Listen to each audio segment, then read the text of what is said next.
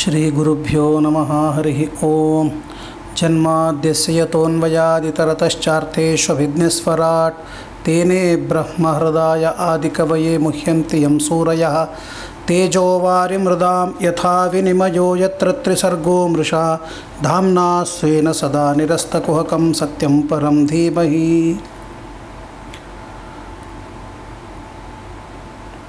ಶ್ರೀ ಗುರುಭ್ಯೋ ನಮಃ. ನಿನ್ನೆಯ ದಿವಸ ಚಾತುರ್ಮಾಸ್ಯ ಮಾಹಾತ್ಮ್ಯದ ವರಾಹ ಪುರಾಣದ ಧರಣಿ ದೇವಿ ಹಾಗೂ ವರಾಹರೂಪಿಯಾದ ಪರಮಾತ್ಮನ ಸಂವಾದದ ವಿಷಯದಲ್ಲಿ ಏಕಾದಶಿಯ ಬಗ್ಗೆ ತಿಳಿದುಕೊಂಡಿದ್ದೇವೆ. ಇವತ್ತಿನ ದಿವಸ ಈ ಚಾತುರ್ಮಾಸ್ಯದಲ್ಲಿ ನಾವು ಆಚರಣೆ ಮಾಡುವ ವ್ರತಗಳು ಶ್ರಾವಣ, ಭಾದ್ರಪದ, ಆಶ್ವಿನ, ಕಾರ್ತಿಕ ಈ 4 ತಿಂಗಳುಗಳಲ್ಲಿ ಮೊದಲನೆಯ ಮಾಸದಲ್ಲಿ ಶಾಖವ್ರತ, ಎರಡನೆಯ ಮಾಸದಲ್ಲಿ ದಧಿವ್ರತ, ಮೂರನೆಯ ಮಾಸದಲ್ಲಿ ಕ್ಷೀರವ್ರತ, ನಾಲ್ಕನೆಯ ಮಾಸದಲ್ಲಿ ದ್ವಿದಳ ವ್ರತ ಎಂಬುದಾಗಿ 4 ವ್ರತಗಳನ್ನು ಹೇಳಿದ್ದಾರೆ. ಇದರ ಬಗ್ಗೆ ಸ್ವಲ್ಪ ನಾವು ಚಿಂತನವನ್ನು ಮಾಡಬೇಕು. ಯಾಕೆ ಈ ತರಹದ ಭಕ್ಷ್ಯಗಳಲ್ಲಿ ತಿನ್ನಬೇಕಾದದ್ದು ತಿನ್ನಬಾರದಾದದ್ದು ಅನ್ನುವ ವಿಷಯದಲ್ಲಿ ಶಾಸ್ತ್ರ, ಸ್ಮೃತಿಗಳು, ಪುರಾಣಗಳು ಹಾಗೂ ಅನೇಕ ಋಷಿಗಳು, ಮುನಿಗಳು ಈ ಒಂದು ನಿಯಮವನ್ನು ಮಾಡಿದ್ದಾರೆ ಮತ್ತು ಚಾತುರ್ಮಾಸ್ಯದಲ್ಲಿ ಕರ್ತವ್ಯ ಅಕರ್ತವ್ಯಗಳ ವ್ಯವಸ್ಥೆಯನ್ನು ಮಾಡಿದ್ದಾರೆ. ಈ ವಿಧವಾದ ವಿಧಿ ನಿಷೇಧಗಳು, ಭಕ್ಷ್ಯಗಳ ಬಗ್ಗೆ ಸ್ವಲ್ಪ ನಾವು ವಿಚಾರವನ್ನು ಮಾಡಬೇಕು. ಇವತ್ತು ಆಧುನಿಕ ಅನೇಕ ಜನರು ಇದರ ಬಗ್ಗೆ ಮೂಗು ಮುರಿತಾರೆ. ಇಷ್ಟು ಯಾಕೆ ನಿಯಮವನ್ನು ಮಾಡಬೇಕು, ಶರೀರಕ್ಕೆ ಯಾಕೆ ದಂಡ ಶ್ರಮವನ್ನು ಕೊಡಬೇಕು, ಸುಖವಾಗಿ ಇರಬೇಕು ಅಂತ ಅನೇಕ ಜನ ಇವತ್ತು ವಾದವನ್ನು ಮಾಡ್ತಾರೆ. ಅದಕ್ಕೆ ಬಹಳ ವ್ಯವಸ್ಥಿತವಾಗಿ ಪ್ರಾಚೀನ ಋಷಿಗಳು, ಮಹಾನುಭಾವರು ಒಂದು ವ್ಯವಸ್ಥೆಯನ್ನು ಮಾಡಿದ್ದಾರೆ. ನಮ್ಮ ದೇಹ ಬಹಳ ಪವಿತ್ರವಾದದ್ದು. ಮನುಷ್ಯ ಜನ್ಮ ಬರೋದೇ ಪುಣ್ಯದ ಪ್ರಚಯದಿಂದ. ಅದರಲ್ಲಿಯೂ ಬ್ರಾಹ್ಮಣನಾಗಿ ಹುಟ್ಟುವುದು ಎಷ್ಟೋ ಜನ್ಮಗಳ ಪುಣ್ಯದಿಂದಲೇ ಅದು ಸಾಧ್ಯ. ಶರೀರ ಮಾಧ್ಯಂ ಖಲು ಧರ್ಮ ಸಾಧನಂ ಎಂಬುದಾಗಿ ಮಹಾಭಾರತ ಹೇಳ್ತಾ ಇದೆ. ನಮಗೆ ಶರೀರ ಸಿಕ್ಕದ್ದು ಕೇವಲ ಉಣ್ಣುವುದು, ತಿನ್ನುವುದು, ಅದರಿಂದ ನಾವು ಭೋಗವನ್ನು ಮಾಡುವುದು ಮಾತ್ರ ಈ ಶರೀರಕ್ಕೆ ಪ್ರಯೋಜನವಲ್ಲ. ಧರ್ಮವನ್ನು ಸಾಧನ ಮಾಡಬೇಕು. ಧರ್ಮಾರ್ಜನೆಗಾಗಿಯೇ ಈ ಮನುಷ್ಯ ಜನ್ಮ. ಬೇರೆ ಜನ್ಮದಲ್ಲಿ ಧರ್ಮವನ್ನು ಆಚರಣೆ ಮಾಡುವುದು ಆಗುವುದಿಲ್ಲ. ಹಾಗಾಗಿ ಮನುಷ್ಯ ಜನ್ಮ ಬಹಳ ಪ್ರಧಾನವಾದದ್ದು. ಅದರಲ್ಲಿಯೂ ಬ್ರಾಹ್ಮಣಸ್ಯ ಹಿ ದೇಹೋಯಂ ಕ್ಷುದ್ರಕಾಮಾಯ ನೇಷ್ಯತೆ ಕೃಚ್ಛ್ರಾಯ ತಪಸೆ ಚೇಹ ಪ್ರೇತ್ಯ ಅನಂತ ಸುಖಾಯ ಚ ಎಂಬುದಾಗಿ ಶ್ರೀಮದ್ಭಾಗವತ ಸಾರ್ತಾ ಇದೆ. ಹಾಗಾಗಿ ಇಂತಹ ತಪಸ್ಸಿನಿಂದ, ಕೃಚ್ಛ್ರ ವ್ರತದಿಂದ, ಉಪವಾಸದಿಂದ, ಸದಾಚಾರದಿಂದ ಈ ಶರೀರವನ್ನು ಸಾರ್ಥಕವನ್ನು ಮಾಡಿಕೊಳ್ಳಬೇಕು ಎಂಬುದಾಗಿ ಹೇಳಿಕೊಟ್ಟಿದ್ದಾರೆ. ಹಾಗಾಗಿ ಶರೀರದ ರಕ್ಷಣೆ ಮಾಡಿಕೊಳ್ಳಬೇಕಾದರೆ ಅನೇಕ ನಿಯಮಗಳನ್ನು ಪರಿಪಾಲನೆ ಮಾಡಬೇಕಾಗುತ್ತದೆ. ಆ ನಿಯಮದ ರಕ್ಷಣೆಗಾಗಿಯೇ ಈ ತರಹದ ವ್ರತಗಳು, ಆಮೇಲೆ ಈ ಮಾಸಧರ್ಮಗಳು ನಮಗೆ ಶಾಸ್ತ್ರದಲ್ಲಿ ಹೇಳಿಕೊಟ್ಟಿದ್ದಾರೆ. ಇವತ್ತಿನ ಆಧುನಿಕರು ಕೆಲವು ಜನ ವಿಮರ್ಶೆ ಮಾಡ್ತಾರೆ. ಏನು ಅಂತಂದರೆ, ದೇಹಕ್ಕಾಗಿ ಇಷ್ಟು ದಂಡ ಬೇಡ ಅಂತಂದರೆ ಹಾಗಲ್ಲ. ನಾವು ದಂಡವನ್ನು ಕೊಡ್ತಾ ಇಲ್ಲ ಶರೀರಕ್ಕೆ ಪೀಡೆಯನ್ನು ಕೊಡ್ತಾ ಇಲ್ಲ, ಶರೀರದ ರಕ್ಷಣೆಯನ್ನು ಮಾಡ್ತಾ ಇದ್ದೇವೆ. ಇವತ್ತು ಲೌಕಿಕ ಜನರು ಚಿಕಿತ್ಸೆಯನ್ನು ಮಾಡ್ತಾರೆ, ಉಪಚಾರವನ್ನು ಮಾಡ್ತಾರೆ. ಪಾಶ್ಚಾತ್ಯರ ಚಿಕಿತ್ಸಾ ವಿಧಾನ ಈ ತರಹ ಇದೆ. ಏನು ಅಂತಂದರೆ, ರೋಗದ ಕೀಟಗಳು, ಜಂತುಗಳು ನಮ್ಮ ಶರೀರದಲ್ಲಿ ಪ್ರವೇಶ ಮಾಡಿದ ಮೇಲೆ ಅವುಗಳನ್ನು ಯಾವ ರೀತಿಯಾಗಿ ನಿವಾರಣೆ ಮಾಡಬೇಕು ಅಂತ ಪಾಶ್ಚಾತ್ಯರ ಶಸ್ತ್ರದ ಚಿಕಿತ್ಸಾ ವಿಧಾನ. ಆ ಕೀಟಾಣುಗಳನ್ನು ನಾಶ ಮಾಡುವುದೇ ಅವರ ಉದ್ದೇಶ. ಆದರೆ ನಮ್ಮ ಭಾರತೀಯ ಚಿಕಿತ್ಸಾ ವಿಧಾನ ಬಹಳ ಅದ್ಭುತವಾಗಿದೆ. ಆಯುರ್ವೇದ ಇದನ್ನು ಚೆನ್ನಾಗಿ ವರ್ಣನೆಯನ್ನು ಮಾಡ್ತದೆ. ಆ ರೋಗಾಣುಗಳು ಜಂತುಗಳ ಉತ್ಪತ್ತಿ ಆಗದೇ ಇದ್ದಂತೆಯೇ ವ್ಯವಸ್ಥೆಯನ್ನು ಮಾಡುವುದು ನಮ್ಮ ಭಾರತೀಯ ಒಂದು ಚಿಕಿತ್ಸಾ ವಿಧಾನ. ಇವತ್ತು ಅನೇಕ ಜನ ಮಾತನಾಡ್ತಾ ಇರ್ತಾರೆ, prevention is better then cure ಎಂಬುದಾಗಿ ಹೇಳ್ತಾರೆ. ಅದು ನಮ್ಮ ಭಾರತೀಯ ಚಿಕಿತ್ಸಾ ವಿಧಾನದಲ್ಲಿ ಇದೆ. ಆ ರೋಗಾಣುಗಳು ಕೀಟಗಳು ನಮ್ಮ ಶರೀರದಲ್ಲಿ ಪ್ರವೇಶವಾಗದೇ ಇದ್ದಂತೆ ವ್ಯವಸ್ಥಿತವಾದ ಆಹಾರದ ಒಂದು ಯೋಜನೆ ನಮ್ಮ ಭಾರತೀಯ ಶಾಸ್ತ್ರದಲ್ಲಿ ಇದೆ. ಹಾಗಾಗಿಯೇ ನಾವು ಸುಖವಾಗಿ ಇರ್ತೇವೆ. ಆಯುರ್ವೇದದಲ್ಲಿ ಒಂದು ಮಾತನ್ನು ಹೇಳ್ತಾರೆ, ದೋಷ ಸಾಮ್ಯಂ ಅರೋಗಿತ. ನಮ್ಮ ದೇಹದಲ್ಲಿ ರೋಗ ಬರಲಿಕ್ಕೆ 3 ಇವೆ, ದೋಷಗಳು ಇವೆ, ತ್ರಿದೋಷ. ಒಂದು ವಾತ, ಮತ್ತೊಂದು ಪಿತ್ತ, ಮತ್ತೊಂದು ಕಫ.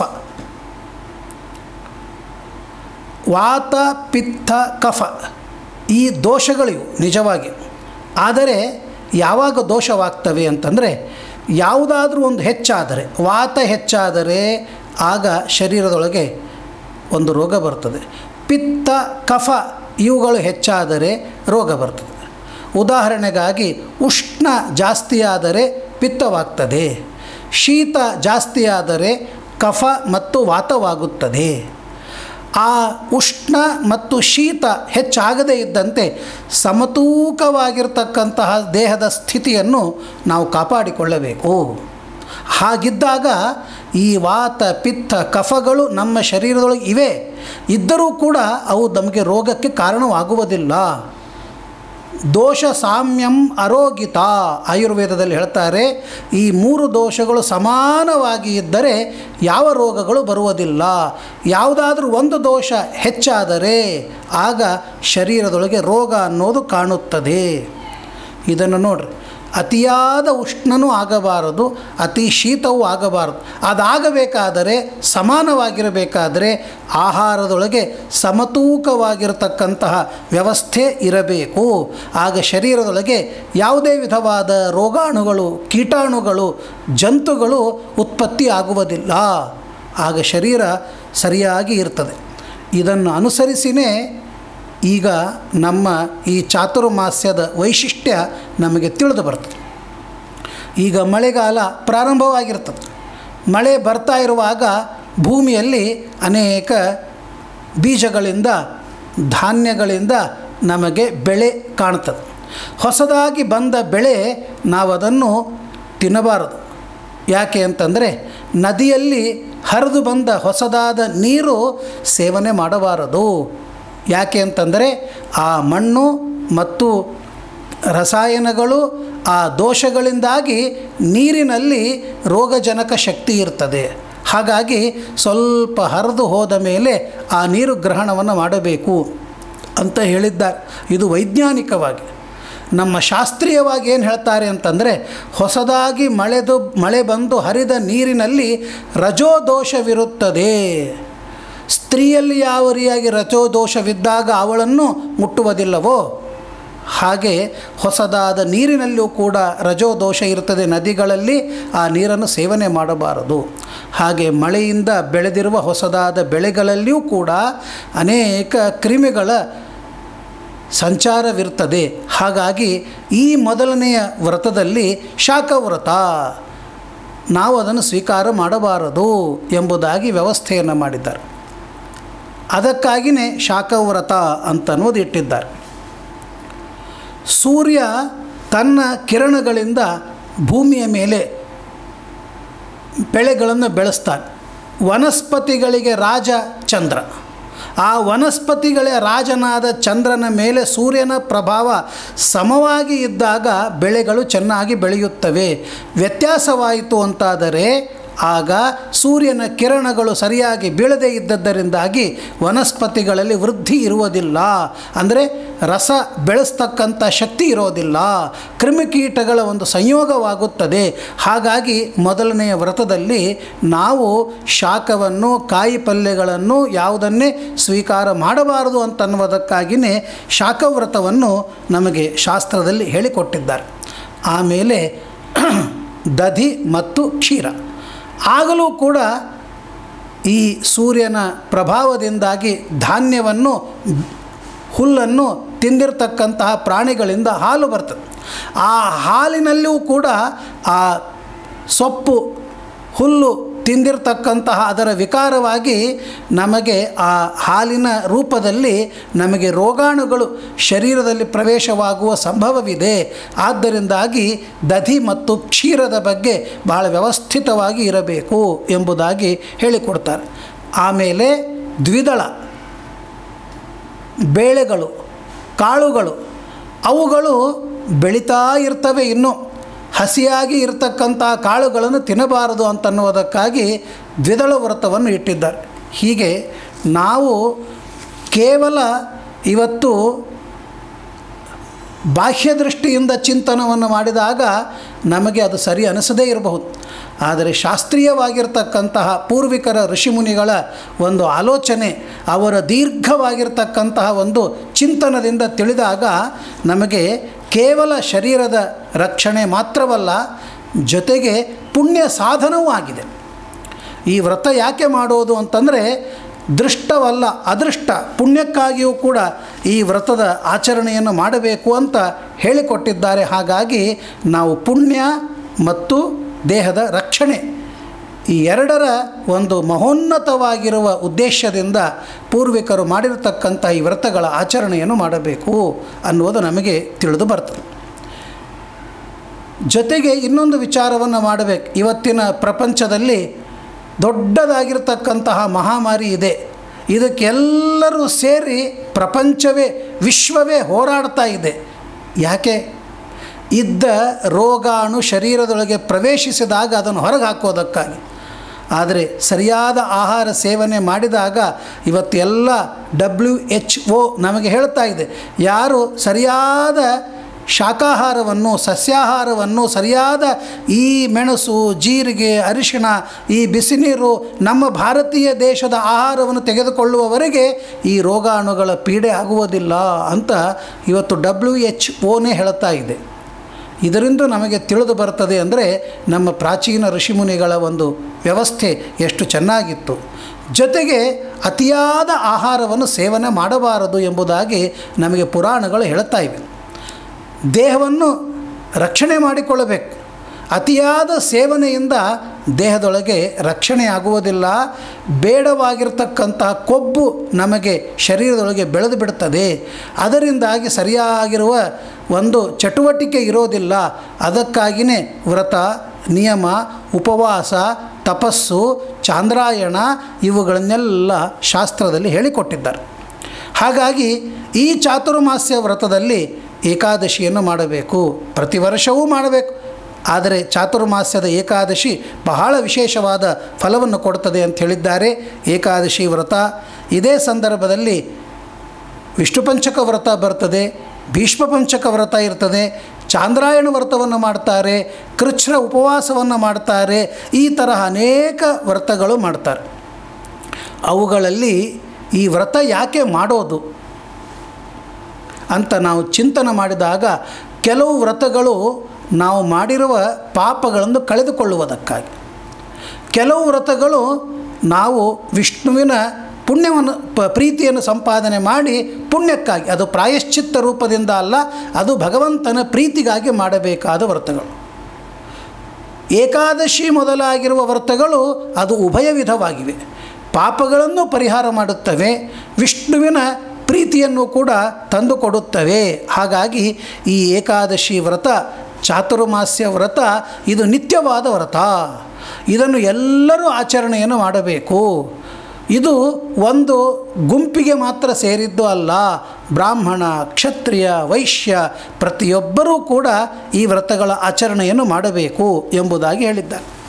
ನಿತ್ಯವಾದ ಏಕಾದಶಿ ವ್ರತ ಇದು ಪಾಪ ಪರಿಹಾರಕವೂ ಆಗಿದೆ ಮತ್ತು ವಿಷ್ಣು ಪ್ರೀತಿ ಜನಕವೂ ಆಗಿದೆ. ಇನ್ನು ನೈಮಿತ್ತಿಕವಾಗಿರತಕ್ಕಂತಹ ಈ ವ್ರತಗಳು ನಾವು ಮಾಡೋದರಿಂದಾಗಿ ನಮ್ಮ ಪಾಪಗಳ ಪರಿಹಾರವಾಗುತ್ತವೆ ಎಂಬುದಾಗಿ ಹೇಳಿಕೊಟ್ಟಿದ್ದಾರೆ. ಅದು ಪ್ರಾಯಶ್ಚಿತ್ತ ರೂಪವಾಗಿರತಕ್ಕಂತಹ ವಿಧಿಗಳು ಎಂಬುದಾಗಿ ಹೇಳಿದ್ದಾರೆ. ಹೀಗೆ ಅದನ್ನು ಹೇಳಿದ್ದಾರೆ. ಜೊತೆಗೆ ಆಹಾರವನ್ನು ಸೇವನೆ ಮಾಡ್ತಾ ಮಾಡ್ತಾ ಮಾಡ್ತಾ ಹೋದರೆ ಶರೀರ ಒಂದು ಯಂತ್ರ. ಆ ಯಂತ್ರ ನಿರಂತರವಾಗಿ ನಡೀತಾ ಇದ್ದರೆ ಅದು ಬೇಗನೆ ಅದು ತನ್ನ ಸಾಮರ್ಥ್ಯವನ್ನು ಕಳೆದುಕೊಳ್ತದೆ. ಸ್ವಲ್ಪ ಅದಕ್ಕೆ ನಾವು ಕೆಲವು ಕಾಲ ವಿಶ್ರಾಂತಿಯನ್ನು ಕೊಡಬೇಕು. ಆ ಉದ್ದೇಶದಿಂದಲೇ ಏಕಾದಶಿ ಅಂತ ಹೇಳಿಕೊಟ್ಟಿದ್ದಾರೆ. ಆ ಏಕಾದಶಿಯ ಬಗ್ಗೆ ವೈಜ್ಞಾನಿಕವಾಗಿಯೂ ಇವತ್ತು ಸಿದ್ಧವಾಗಿದೆ. ಉಪವಾಸಾದಿಗಳಿಂದ ಶರೀರದೊಳಗೆ ಶುದ್ಧಿ ಇರ್ತದೆ ಅಂತನ್ನುವುದು ಇವತ್ತು ವೈದ್ಯಶಾಸ್ತ್ರವು ಹೇಳಿಕೊಡುತ್ತದೆ. ಜೊತೆಗೆ ನಮ್ಮ ಪುಣ್ಯ ಸಾಧನವೂ ಆಗಿದೆ. ನೋಡ್ರಿ ಎಷ್ಟು ಮಹತ್ವದ ವ್ರತವನ್ನು ಹೇಳಿದ್ದಾರೆ. ನಮ್ಮ ಶರೀರದೊಳಗೆ ಮಲ ಎಲ್ಲಿಯವರೆಗೆ ಇರ್ತದೆ ಅಲ್ಲಿಯವರೆಗೆ ಶರೀರ ಶುದ್ಧವಾಗುವುದಿಲ್ಲ. ಆಯುರ್ವೇದ ಹೇಳ್ತದೆ, ಸರ್ವೇಷಾಮೇವ ರೋಗಾಣಾಂ ನಿದಾನಂ ಕುಪಿತಾಹ ಮಲಾಹ. ಎಲ್ಲಿಯವರೆಗೆ ಮಲ ಇರ್ತದೆ, ಹೊಲಸಿರ್ತದೆ, ಆಗ ರೋಗಗಳು ಬರ್ತವೆ. ಆ ಮಲ ಹೋಗಬೇಕು ಅಂದರೆ ಶರೀರ ನಿರ್ಮಲವಾಗಬೇಕು. ನಿರ್ಮಲವಾಗಬೇಕಾದರೆ ಶರೀರ ಸ್ವಚ್ಛವಾಗಿರಬೇಕು. ಅದನ್ನು ಸ್ವಲ್ಪ ಕಾಲ ನಾವು ಅದನ್ನು ಶುದ್ಧವನ್ನಾಗಿ ಮಾಡಬೇಕು. ಅದಕ್ಕಾಗಿಯೇ ಈ ವ್ರತ ಇದೆ ಅಂತ ಹೇಳಿಕೊಟ್ಟಿದ್ದಾರೆ. ಇದು ವೈದ್ಯದ ಆರೋಗ್ಯದ ದೃಷ್ಟಿಯಿಂದ. ಇನ್ನು ಶಾಸ್ತ್ರದ ದೃಷ್ಟಿಯಿಂದ ವಿಚಾರ ಮಾಡಿದರೆ ಏಕಾದಶಿ ವ್ರತ ಅನ್ನೋದು ಸರ್ವಕಾಮ ಫಲಪ್ರದಂ, ಫಲವನ್ನು ಕೊಡುತ್ತದೆ. ಅದು ಎರಡೂ ಏಕಾದಶಿಯನ್ನು ಮಾಡಬೇಕು. ಕೆಲವು ಧರ್ಮಶಾಸ್ತ್ರ ಗ್ರಂಥಗಳನ್ನು ನೋಡಿದಾಗ ಶುಕ್ಲ ಏಕಾದಶಿ ಮಾಡಬೇಕು, ಕೃಷ್ಣ ಏಕಾದಶಿ ಮಾಡಬಾರದು ಅನ್ನುವ ವಾಕ್ಯಗಳು ನಮಗೆ ಇವತ್ತು ಧರ್ಮಶಾಸ್ತ್ರ ಗ್ರಂಥಗಳಲ್ಲಿ ಹಾಗೆ ಕಂಡು ಬರ್ತವೆ. ಆದರೆ ಹಾಗಲ್ಲ. ಅದು ಅದರ ಸರಿಯಾದ ವಿವೇಚನೆಯನ್ನು ಶ್ರೀಮದಾನಂದ ತೀರ್ಥ ಭಗವತ್ಪಾದಾಚಾರ್ಯರು ಕೃಷ್ಣಾಮೃತ ಮಹಾರ್ಣವದಲ್ಲಿ ತಿಳಿಸಿದ್ದಾರೆ. ಎಲ್ಲ ಏಕಾದಶಿ ವ್ರತ ಇದು ವಿಷ್ಣುವಿನ ದಿನವಾದದ್ದರಿಂದಾಗಿ, ಹರಿದಿನವಾದದ್ದರಿಂದಾಗಿ ಅವಶ್ಯವಾಗಿ ಆಚರಣೆಯನ್ನು ಮಾಡಬೇಕು. ಏಕಾದಶ್ಯಾಂ ನಭುಂಜೀತ ಪಕ್ಷಯೋರುಭಯೋರಪಿ. ಯಾವ ಪಕ್ಷ, ಶುಕ್ಲ ಕೃಷ್ಣ ಸಕಲ ಪಕ್ಷಗಳ ಆ ಏಕಾದಶಿಯನ್ನು ಉಪವಾಸ ಮಾಡಬೇಕು. ಭಾಳ ಚೆನ್ನಾಗಿ ಹೇಳ್ತಾರೆ. ಮಕ್ಕಳಿಗೆ ತಾಯಿ ಯಾವ ರೀತಿಯಾಗಿ ಯೋಗಕ್ಷೇಮವನ್ನು ವಿಚಾರ ಮಾಡ್ತಾಳೆ, ರೋಗಿಗಳಿಗೆ ಔಷಧ ಯಾವ ರೀತಿಯಾಗಿ ರೋಗವನ್ನು ನಿವಾರಣೆ ಮಾಡ್ತದೆ, ಹಾಗೆ ಸಕಲ ಜಗತ್ತಿನ ರಕ್ಷಣೆಗಾಗಿ ನಿರ್ಮಿತ ಏಕಾದಶಿ ತಿಥಿ. ಏಕಾದಶಿ ತಿಥಿ ಅಂತನ್ನೋದು ನಿರ್ಮಾಣವಾಗಿದೆ. ನಾವು 11 ಇಂದ್ರಿಯಗಳಿಂದ ಮಾಡಿದ ಪಾಪಗಳ ಪರಿಹಾರಕ್ಕಾಗಿಯೇ ಏಕಾದಶಿ ವ್ರತ ಇದೆ. 11 ಇಂದ್ರಿಯಗಳು ನಮ್ಮ ದೇಹದೊಳಗೆ ಪಂಚ ಜ್ಞಾನೇಂದ್ರಿಯ, ಪಂಚ ಕರ್ಮೇಂದ್ರಿಯಗಳು ಹಾಗೂ ಮನಸ್ಸು ಎಂಬುದಾಗಿ 11 ಇಂದ್ರಿಯಗಳು. 10 ಹೊರಗೆ ಇರುವ ಇಂದ್ರಿಯಗಳು, 1 ಒಳಗೆ ಇರುವ ಇಂದ್ರಿಯ. ಒಳಗಿನ ಇಂದ್ರಿಯ ಮನಸ್ಸು. ಅದಕ್ಕಾಗಿಯೇ ಅದಕ್ಕೆ ಅಂತಃಕರಣ ಅಂತ ಕರೆದಿದ್ದಾರೆ. ಇನ್ನು ಬಾಹ್ಯಕರಣ ಪಂಚ ಜ್ಞಾನೇಂದ್ರಿಯ, ಪಂಚ ಕರ್ಮೇಂದ್ರಿಯ. ಕರ್ಮೇಂದ್ರಿಯಗಳು ಅಂತಂದರೆ ವಾಕ್, ಪಾಣಿ, ಪಾದ ಮತ್ತು ಮಲಮೂತ್ರ ವಿಸರ್ಜನೆಯನ್ನು ಮಾಡುವ ಇವು 5 ಇಂದ್ರಿಯಗಳು. ಜ್ಞಾನೇಂದ್ರಿಯ ಅಂತಂದರೆ ಕಣ್ಣು, ಮೂಗು, ನಾಲಿಗೆ, ಕಿವಿ ಹಾಗೂ ಚರ್ಮ, ತ್ವಗೀಂದ್ರಿಯ. ಇವು 5 ಜ್ಞಾನೇಂದ್ರಿಯ ಅಂತ ಕರೆದಿದ್ದಾರೆ. ಹೀಗೆ ಇದನ್ನೇ ಇವತ್ತು ಕರ್ಮೇಂದ್ರಿಯಗಳಿಗೆ ಮೋಟರ್ ಆರ್ಗನ್ಸ್ ಅಂತ ಕರೀತಾರೆ. ಆಮೇಲೆ ಜ್ಞಾನೇಂದ್ರಿಯಗಳಿಗೆ ಸೆನ್ಸುವಲ್ ಆರ್ಗನ್ಸ್ ಅಂತ ಕರೀತಾರೆ. ಈ ವಿಧವಾದ 10 ಇಂದ್ರಿಯಗಳು ಮನಸ್ಸು, ಒಳಗಿನ ಇಂದ್ರಿಯ. ಈ ಏಕಾದಶ ಇಂದ್ರಿಯಗಳಿಂದ ನಾವು ಮಾಡಿರುವ ಪಾಪಗಳನ್ನು ಕಳೆದುಕೊಳ್ಳುವುದಕ್ಕಾಗಿಯೇ ಏಕಾದಶಿ ತಿಥಿ ಇದೆ. ಹಾಗಾಗಿ ಏಕಾದಶೇಂದ್ರಿಯೈ ಪಾಪಂ ಯತ್ಕೃತಂ ಏನವಾ ದ್ವಿಜಾ ನರೋ ನಿರ್ಧೂಯ ತನ್ನೂನಂ ಪ್ರೀತಃ ಸ್ವಗತಿಮಾನ್ ಭವೇತ್. ಆ ಪಾಪಗಳನ್ನು ಕಳೆದುಕೊಳ್ಳುವುದಕ್ಕಾಗಿಯೇ ಏಕಾದಶಿ ವ್ರತ ಇದೆ ಎಂಬುದಾಗಿ ಹೇಳಿ ಏಕಾದಶಿ ದಿವಸ ಅವಶ್ಯವಾಗಿ ನಿರಾಹಾರ ಉಪವಾಸವನ್ನು ಮಾಡಬೇಕು ಎಂಬುದಾಗಿ ಹೇಳಿಕೊಟ್ಟಿದ್ದಾರೆ. ಹಾಗಾಗಿ ಏಕಾದಶಿ ಈ ವ್ರತವನ್ನು ಪ್ರತಿಯೊಬ್ಬರೂ ಆಚರಣೆಯನ್ನು ಮಾಡಬೇಕು ಎಂಬುದಾಗಿ ಹೇಳಿದ್ದಾರೆ. ದಾಸರು ಕೂಡ ವ್ರತಗಳೆಲ್ಲವೂ ಏಕಾದಶಿ ವ್ರತದ ಹಿಂದೆ ಅಂತ ಹೇಳಿದ್ದಾರೆ. ಎಲ್ಲ ವ್ರತಗಳಿಗಿಂತ ಉತ್ತಮವಾದ ಶ್ರೇಷ್ಠವಾದ ವ್ರತ ಅಂದರೆ ಏಕಾದಶಿ ವ್ರತ. ಇದು ನಿತ್ಯವಾದ ವ್ರತ. ಆಚಾರ್ಯರು ಕೃಷ್ಣಾಮೃತ ಮಹಾರ್ಣವದಲ್ಲಿ ಹೇಳ್ತಾರೆ, ಅಷ್ಟವರ್ಷಂ ಸಮಾರಭ್ಯ, 8 ವರ್ಷವನ್ನು ಮೊದಲು ಮಾಡಿಕೊಂಡು ಅಶೀತಿ ನಹಿ ಪೂರ್ಯತೆ, 80 ವರ್ಷದವರೆಗೆ ತಪ್ಪದೇ ಏಕಾದಶಿ ವ್ರತವನ್ನು ಮಾಡಬೇಕು ಅಂತ ಹೇಳಿದ್ದಾರೆ. ಹಾಗಾಗಿ ಏಕಾದಶಿಯ ಮಹತ್ವ ಅಷ್ಟು ಶ್ರೇಷ್ಠವಾಗಿದೆ. ಜೊತೆಗೆ ಈ ಮಾಸದಲ್ಲಿ, ಚಾತುರ್ಮಾಸ್ಯದಲ್ಲಿ ಇನ್ನೊಂದು ವಿಶೇಷ ಬರ್ತದೆ. ಅದು ಏನು ಅಂತಂದರೆ ಭಾದ್ರಪದ ಮಾಸ ಬರ್ತದೆ. ಅನೇಕ ವ್ರತಗಳು ಬರ್ತವೆ. ಇವತ್ತು ಒಂದನ್ನು ನಾವು ತಿಳಿದುಕೊಳ್ಳೋಣ. ಭಾದ್ರಪದ ಕೃಷ್ಣ ಪಕ್ಷ, ಅದು ಪಕ್ಷಮಾಸ ಅಂತ ಕರೀತಾರೆ. ಅದು ಕೂಡ ಈ ಚಾತುರ್ಮಾಸ್ಯದಲ್ಲೇ ಬರ್ತದೆ. ಇದರ ಬಗ್ಗೆ, ಶ್ರಾದ್ದದ ಬಗ್ಗೆ ಅನೇಕ ಜನ ಇವತ್ತು ಪ್ರಶ್ನೆಯನ್ನು ಮಾಡ್ತಾರೆ. ಶ್ರಾದ್ದವನ್ನು ಯಾಕೆ ಮಾಡಬೇಕು? ಮಾಡಿದರೆ ಅವರ ಪಿತೃಗಳಿಗೇನೆ ಹೋಗಿ ಅದು ಸೇರ್ತದೆಯಾ? ಯಾರದನ್ನು ಕಂಡಿದ್ದಾರೆ ಅಂತನ್ನುವ ಇವತ್ತು ಪ್ರಶ್ನೆಯನ್ನು ಮಾಡಿದಾಗ ಅದಕ್ಕೆ ಮತ್ಸ್ಯ ಪುರಾಣದಲ್ಲಿ ಬಹಳ ಚೆನ್ನಾಗಿ ವರ್ಣನೆಯನ್ನು ಮಾಡಿದ್ದಾರೆ. ಏನು ಅಂದರೆ ಪಕ್ಷಮಾಸ ಇದು ಬಹಳ ಮಹತ್ವದ್ದು. ಸೂರ್ಯನು ಕನ್ಯಾ ರಾಶಿಯಲ್ಲಿ ಬಂದಾಗ ಅಪರ ಪಕ್ಷ, ಅದಕ್ಕೆ ಪಕ್ಷಮಾಸ ಅಂತ ಕರೆದಿದ್ದಾರೆ. ಕನ್ಯಾ ರಾಶಿಯಲ್ಲಿ ಯಾವಾಗ ಬರ್ತಾನೆ ಅಂತಂದರೆ ಭಾದ್ರಪದ ಮಾಸ. ಚೈತ್ರ, ವೈಶಾಖ, ಜ್ಯೇಷ್ಠ, ಆಷಾಢ, ಶ್ರಾವಣ, ಭಾದ್ರಪದ 6ನೇ ಮಾಸ. ನಾವು ರಾಶಿಗಳನ್ನು ಲೆಕ್ಕವನ್ನು ಮಾಡಿದಾಗ ಮೇಷ, ವೃಷಭ, ಮಿಥುನ, ಕರ್ಕ, ಸಿಂಹ, ಕನ್ಯಾ. ಕನ್ಯಾ ರಾಶಿಯಲ್ಲಿ ಸೂರ್ಯನಿರುವಾಗ ಭಾದ್ರಪದ ಮಾಸ. ಆಗ ಅಪರ ಪಕ್ಷ ಅಂದರೆ ಕೃಷ್ಣ ಪಕ್ಷ. ಆ 15 ದಿವಸ ಪಿತೃದೇವತೆಗಳ ಕಾಲ ಅಂತ ಹೇಳಿದ್ದಾರೆ. ಯಾಕೆ ಪಿತೃದೇವತೆಗಳ ಕಾಲ? ಅದಕ್ಕೂ ಒಂದು ಇವತ್ತು ಜ್ಯೋತಿಷ್ಯದ ಪ್ರಕಾರ ನಾವು ತಿಳಿಯಬೇಕು ಅಂತಂದರೆ ಆಗ ಸೂರ್ಯಚಂದ್ರರು ಹತ್ತಿರದಲ್ಲಿ ಇರ್ತಾರೆ. ಹಾಗಾಗಿ ಪಿತೃದೇವತೆಗಳನ್ನು ಪೂಜೆ ಮಾಡುವುದಕ್ಕಾಗಿ ಉತ್ತಮವಾಗಿರತಕ್ಕಂತಹ ಕಾಲ ಎಂಬುದಾಗಿ ಹೇಳಿದಾಗ ಮತ್ಸ್ಯ ಪುರಾಣದಲ್ಲಿ ಒಂದು ಪ್ರಶ್ನೆಯನ್ನು ಮಾಡ್ತಾರೆ. ಈ ಶ್ರಾದ್ದ ಏನು? ಯಾಕೆ ಮಾಡಬೇಕು? ಯಾರಿಗೆ ಹೋಗಿ ಅದು ಸೇರ್ತದೆ? ಮತ್ತು ಪಿಂಡವನ್ನು ಕೊಟ್ಟಾಗ ಅವನು ಎಲ್ಲಿರ್ತಾನೆ, ಹೇಗೆ ಹೋಗಿ ಮುಟ್ತದೆ ಅಂತಂದಾಗ ಭಾಳ ಚೆನ್ನಾಗಿ ಹೇಳಿದ್ದಾರೆ. ಮಕ್ಕಳು ತಮ್ಮ ಪಿತೃಗಳ ಶ್ರಾದ್ದವನ್ನು ಮಾಡಿದಾಗ ಮೃತರಾದವರು ಒಂದು ವೇಳೆ ಅವರು ದೇವತೆಗಳಾಗಿ ಹುಟ್ಟಿದರೆ ಅವರ ಪುಣ್ಯದ ಪ್ರಕಾರ ಅವರಿಗೆ ಅಮೃತ ರೂಪದಿಂದ ಆ ಅನ್ನ ಸೇರ್ತದೆ ಅಂತ ಹೇಳ್ತಾರೆ.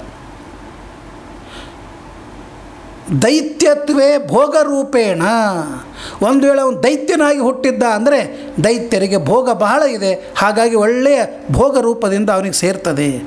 ಪಶುವಾಗಿ ಹುಟ್ಟಿದ್ದ ಅಂತಂದರೆ ಅವನಿಗೆ ತೃಣವಾಗಿ ಸೇರ್ತದೆ, ಅಂದರೆ ಹಸು ಮತ್ತು ಎಮ್ಮೆ ಇತ್ಯಾದಿ ಪಶುವಾಗಿದ್ದರೆ ಹುಲ್ಲಿನ ರೂಪದಿಂದ.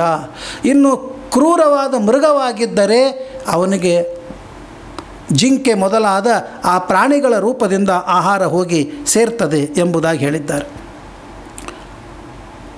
ಶ್ರಾದ್ದಾನ್ನಂ ವಾಯುರೂಪೇಣ, ಸರ್ಪವಾಗಿದ್ದರೆ, ಹಾವು ಮೊದಲಾದವು ಆಗಿದ್ದರೆ ಸರ್ಪ ಪಿಬಂತಿ ಪವನಂ ಅಂತ ಹೇಳಿದ್ದಾರೆ, ಗಾಳಿಯ ರೂಪದಿಂದ ಅವರಿಗೆ ಆಹಾರವಾಗ್ತದೆ.